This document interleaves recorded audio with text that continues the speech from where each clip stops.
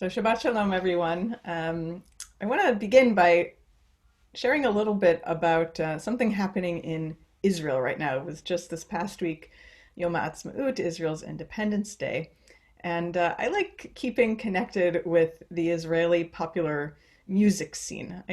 I love Israeli music, and I think there's so much to learn and glean from what Israelis are listening to as we think about the Jewish people and where we are right now. And one of the most popular singers in Israel right now is a young artist. His name is Yishai Ribo.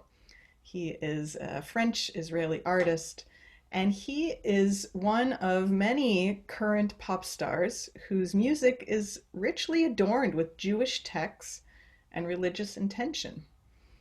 I could actually give a whole sermon about this intersection of religiosity and Israeli popular culture, but that's another topic for another time.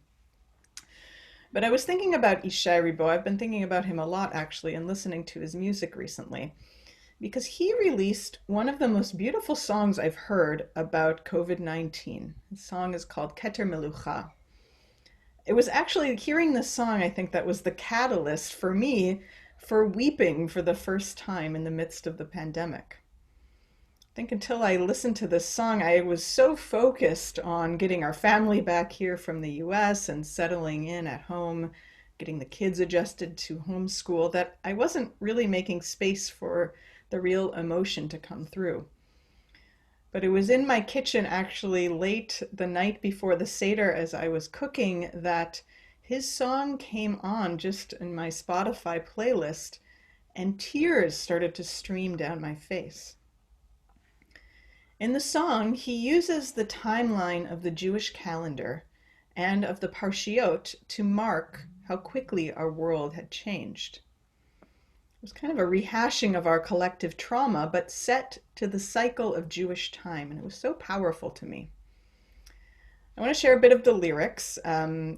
It sounds more poetic in the Hebrew, of course, but you'll get the idea. Ben Truma leTitzaveh, between the Parshiot Truma and Titzaveh, a slightly different birthday party. Everything seems to be just fine, stages full of people and love. Ben Titzaveh leKitisa, between Titzaveh and Kitisa, Esther, Purim, drinks and joy. Who will stay and who will travel, and who will pay the consequences? Ben Kitisa leVayakel, between Kitisa and Vayakel, the world stops gathering, to be quiet, to be closed down, Ishmael, Edom, and Israel. Ben Vayakel lePikudei, between Vayakel and Pikudei, there is no one in the city or the field. There's no one to deal with.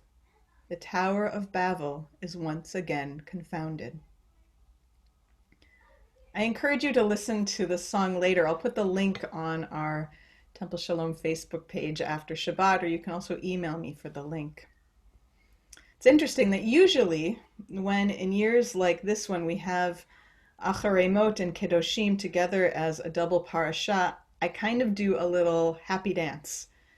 I love Kedoshim. We've talked about it a few times already today. It's, I think, my favorite parasha because of those ethical foundations that Carl mentioned are at the center of Torah.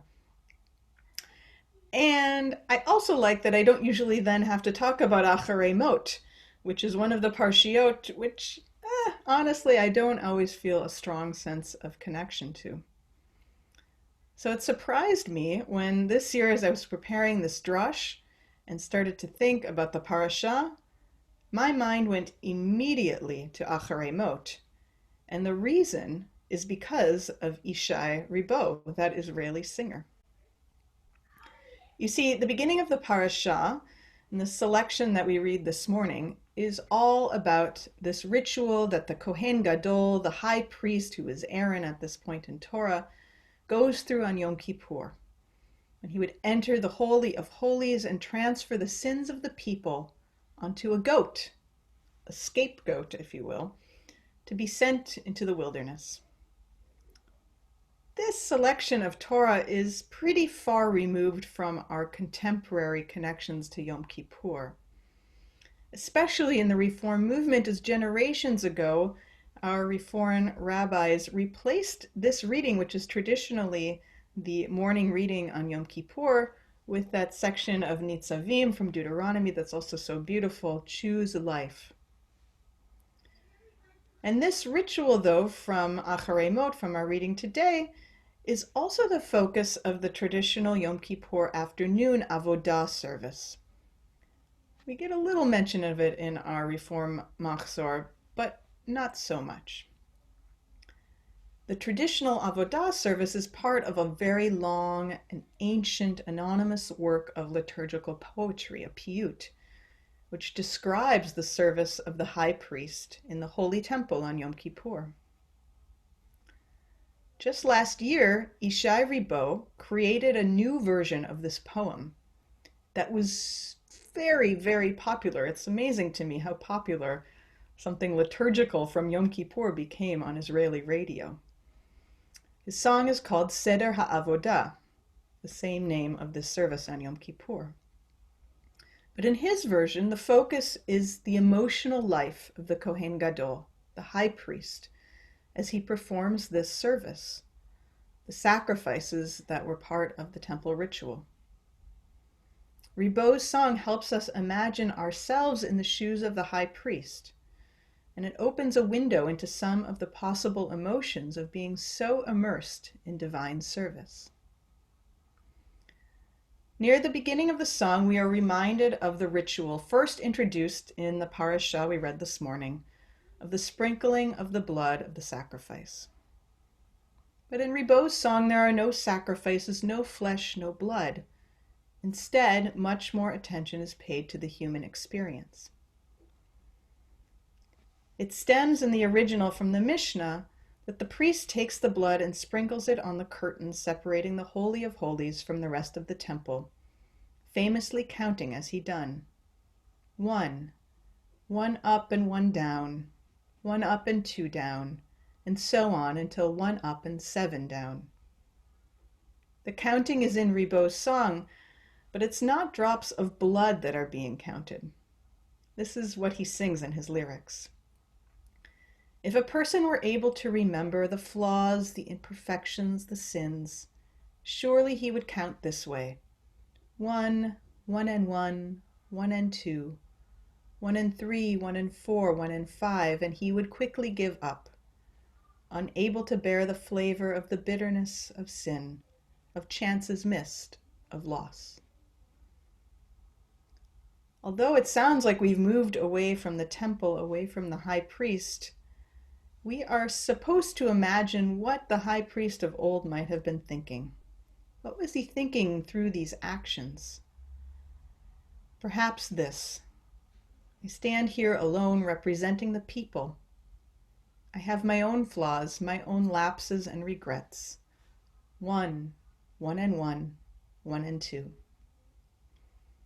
Later, when the high priest emerges again in Yishai Ribo's song, he has changed into the priest, changing from the regular priestly white garments into the golden ones worn only by the Kohen Gadol. Then again a confession and more counting, but this time it's different. He sings this: if a person were able to remember the kindness and the goodness, all the mercies and all the redemptions, surely he would count this way: 1, 1 and 1, 1 and 2, 1 and 3, 1 of 1,000, many tens of thousands, wonders and miracles which you have done for us day and night. If the first time he was crushed by the sins he couldn't enumerate, his own and those of the community around him, this time he is uplifted by the thought of the kindness bestowed by God that can't be measured. Again, his thoughts are about counting, but the magnitude of the count overwhelms him, filling him with a sense of gratitude. There's a beautiful analysis of this song by Shira Hecht Kohler and Aaron Kohler, who are a superstar Jewish studies scholarly couple, that talk about this point of the song. Right here in this part of the song, the music pauses and then again soars. The arrangement captures something about Yom Kippur, about the part of the day that we have reached, and it is one that we often feel at the end, that moment of Ne'ilah as it comes to a crescendo at the end of Yom Kippur. The high priest steps out and is overcome with the emotion of the moment. It says he trembled in the place where he stood. For those who are standing in the closing gates of Ne'ilah, the anxiety, the end of the day actually makes way to relief.